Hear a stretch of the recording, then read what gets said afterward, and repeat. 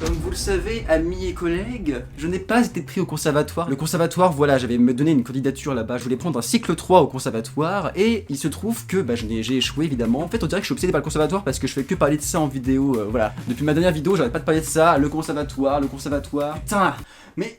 Ma blague est foire, j'ai pas eu d'idée. Et en fait, c'est pas que je suis obsédé par le conservatoire et que j'ai la haine parce que j'ai été refusé, c'est juste que j'ai envie de vous expliquer un peu la fois où j'ai pu avoir la chance de rentrer dedans, de voir comment c'était, l'audition, tout ça. Je vais vous expliquer tout ça, c'est un peu un story time. Si j'en viens à faire des story time, où va-t-on quand même? Oubliez ça. Alors déjà, pour ceux qui ne savent pas, le conservatoire, ça sert, il y a musique, théâtre, bon ça je suppose que tout le monde sait, en fait, je suis un peu con. Qui ne sait pas ça, vous madame? Pour l'audition du théâtre, en fait, il y en avait deux. On devait faire deux auditions, une où on était accepté ou refusé, et si on était accepté la première, il fallait faire une deuxième.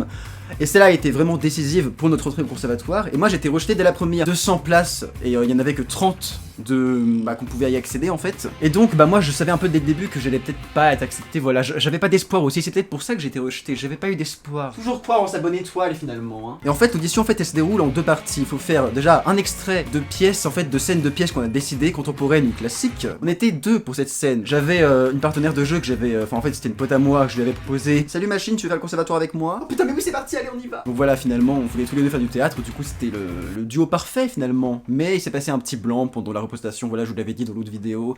Ça nous a un peu stressé, on a un peu perdu le fil. On avait choisi ensemble une pièce contemporaine. Il s'agit de Art.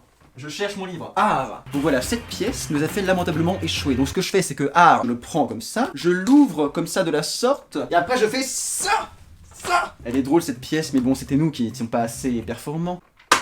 Rien qu'en voyant la bâtisse et les photos que j'ai pu voir sur internet du conservatoire avant d'y aller, j'étais un peu en PLS parce qu'il faut savoir que ça ressemblait vraiment à quelque chose de grand. Donc voilà, déjà on est arrivé dans le conservatoire et en fait finalement, j'avais raison, c'était hyper grand en fait. Ah, les toilettes du conservatoire. Et du coup après on est rentré dans la salle, enfin les élèves nous ont fait suivre une salle, c'était un vrai labyrinthe en fait, on passait dans des chemins infinissables. Et ils nous ont emmenés devant le jury qui avait l'air très sympa à première vue. Et eux-mêmes ils ont dit, non mais vous inquiétez pas, le jury il est très bienveillant avec vous, il voit à travers votre stress et à travers votre jeu d'acteur, il voit tout en vous. Ah bah, du coup là j'étais rassuré. Ah, bonjour à tous, voilà les élèves du conservatoire. Je suis Esmeralda Jones, votre jury pour cette séance d'audition. Et voici mon collègue Patrick Gouy. Bonsoir à tous. D'ailleurs, avant qu'on se prépare pour jouer notre scène, on s'est tous fait prendre en photo par un mec qui était assis à côté du jury. Il avait son téléphone comme ça, et en fait on était tous passés devant lui pour des photos. Bon, je pense que je sais un peu à quoi ça sert. Mais c'était un peu bizarre parce qu'il était comme ça avec son téléphone, et nous on était comme ça. Merci. Mais de rien, beauté. Donc voilà, ils nous ont commencé à nous accueillir de manière très chaleureuse. Ils ont dit, rassurez-vous, tout va se passer. Donc déjà, c'est ce qu'il faut faire. Ça, c'est un bon jury, ça. Parce que le jury qui est en mode... Allez, maniez-vous, s'il vous plaît. Ouais, ma main, elle fait des moulinets comme ça. Il faut que le jury soit bienveillant. Et c'est ça c'est un bon jury, ça. Donc j'étais très en confiance dès le début, finalement. Bon, j'avais un peu... En fait, des fois, quand je stresse, mon ventre, il fait un peu du bruit. Du coup, quand les autres passaient, mon ventre, il faisait un peu de bruit. Je vous cache pas. Oh mon Dieu, mais Roméo, mais pourquoi es-tu Roméo? Pardon, excusez-moi, c'est mon ventre. Ça c'est mon cul, pardon.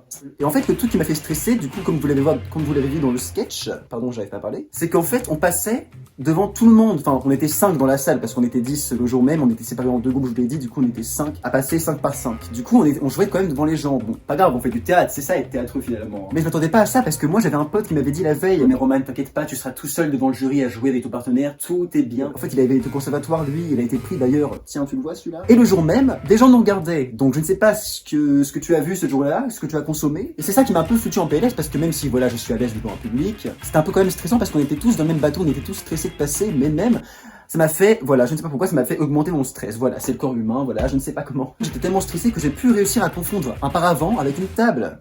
Parce qu'en fait, avant de jouer notre scène, on avait besoin d'un décor. Du coup, j'ai dit, est-ce qu'on peut prendre la table que vous avez pris pour votre scène? Et après, le jury, il a fait, le paravent. C'est bien que ça finit par devenir un running gag et que même une meuf, après, pendant qu'elle jouait sa pièce, elle a ressorti mon gag, mais pour se foutre de ma gueule. Mais gentiment. Mais pour se foutre de ma gueule quand même. Ah, du coup, moi aussi, s'il vous plaît, j'aurais besoin d'une table. C'est moi qui l'ai dit ça. Ah, mais oui, la table. Et en fait, il y a un truc qui m'a très déstabilisé, parce qu'en fait, après du coup le dialogue joué devant le public de 2 minutes maximum, et il y avait un parcours libre présenté où on devait faire en fait une proposition scénique en solo, sans notre partenaire de jeu cette fois. Bon après ça va, il faut s'y attendre. Sauf que moi en fait, je m'attendais pas à ce que les gens ont fait en fait. Je m'attendais à un truc un peu simple, voilà, un dialogue, une poésie, une présentation de vidéo avec une chanson, je ne sais pas. Bon, il y avait des chansons certes, mais les gens ont fait des bêtes de trucs, aussi abstraits soit-il d'ailleurs, parce qu'il y a une meuf qui a présenté un truc avec un drap.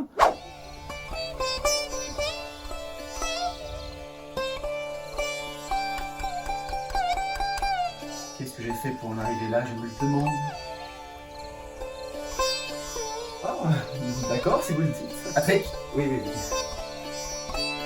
Et moi en fait dans ma tête j'avais prévu de faire un truc, en fait une scène dialoguée que j'avais faite mais genre en solo, c'est-à-dire que je jouais deux personnages en même temps, voilà. Et en fait la scène était très profonde parce qu'elle parlait d'une embrouille entre une jeune famille, voilà, un mec alcoolique qui commence à se dévoiler à sa sœur. Mais comparé à ce que les autres ont fait en proposition scénique, en tout cas avec les objets, tout ça, le décor, c'était un peu de la merde. Enfin, c'est ce que moi j'ai pensé. Ils ont rigolé à mon truc, hein. Ils ont pas rigolé en mode foutage de gueule, ils ont rigolé parce que il y avait de l'humour. Mais j'ai quand même une grosse perte de confiance en voyant ce que les autres, ont fait. Il y a une meuf, elle a commencé même à chanter du Britney Spears ou je ne sais quel artiste en fait. Elle a commencé à danser, à prendre un accent et tout, et elle touchait des octaves. En fait, elle avait une voix d'opéra à moitié. Et moi devant ça, j'étais comme ça. Ah oui, d'accord.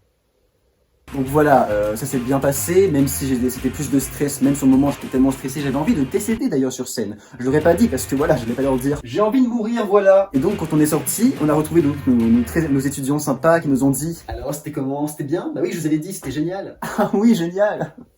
C'est pas comme si j'avais fait de la merde. Voilà, j'aurais dû faire aussi un truc d'opéra, peut-être que ça aurait marché. Et du coup, à la fin, le jury est venu nous redire un peu le débriefing de la séance, comment ça s'était passé, avec les résultats, tout ça, évidemment. Bon alors, les résultats de cette audition, préparez-vous bien, vous avez tous été géniaux. Mais il y en a un seul qui sera retenu pour la suite. Oh putain de merde, oh bordel de merde, c'est moi. Le gagnant du conservatoire est...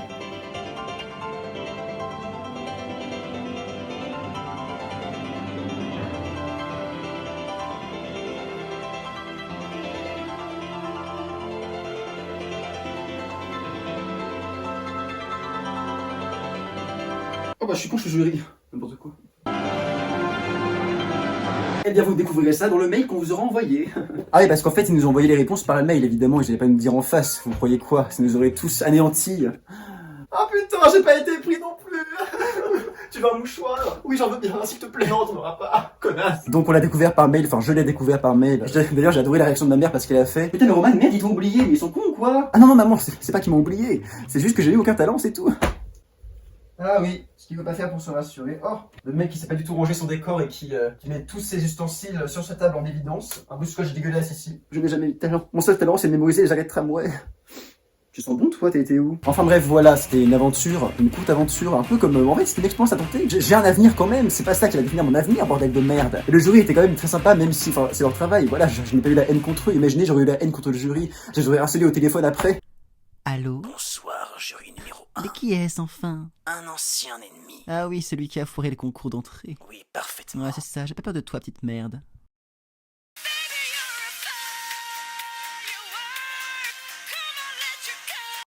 Je croyais t'avoir dit d'aller te faire mettre, espèce de petite enflure. Tu m'as raccroché au nez. Parle-moi sur un autre ton. Je veux voir à quoi ressemblent tes entrailles, petite merde. Oh, bon sang, chat, notre fille est morte. Oh putain, ma casserole brûle, c'est encore pire. C'est pas moi le problème, c'est pas eux non plus, c'est juste que voilà, il y avait beaucoup de place pour très peu de taux d'admission. Même si j'ai fait de la merde, ce n'est pas grave. Et même si je l'ai pas fait, tant mieux. Si j'en ai fait, tant pis. Je pourrais quand même me retenter l'année prochaine ou dans 2 ans, dans 3 ans, dans 10 ans, n'importe quand. T'es pas dans 10 ans non plus, mais... Et puis voilà, en tout cas, il faut saisir les opportunités qu'on a, même si la vie nous met des obstacles, il faut quand même les franchir. Et c'est la phrase du gros mec qui a le seum, ça. Je compte quand même partir dans une autre ville, je vais pas rester ici toute ma vie avec mon décor de merde. Ah, moi ça me dérange pas de rester ici toute ma vie, hein. Hein Lara, qu'est-ce que t'en penses? Ah, ta paire de seins. Enfin voilà, ne baissez pas les bras, même si vous par exemple vous avez tenté un truc et que vous avez échoué, c'est un très grand mot, échouer, hein, mais vous n'échouez jamais finalement. Gardez confiance en vous, en ce que vous faites, et restez déterminé, c'est le principal. Ne laissez personne dire que vous êtes incapable de faire ça, parce que moi, on me l'a toujours dit dans ma vie, et moi j'en ai marre. Voilà, profitez de la vie. Moi, tout ce que j'ai à vous dire, c'est au revoir tout le monde, et au revoir. Ah putain de mort.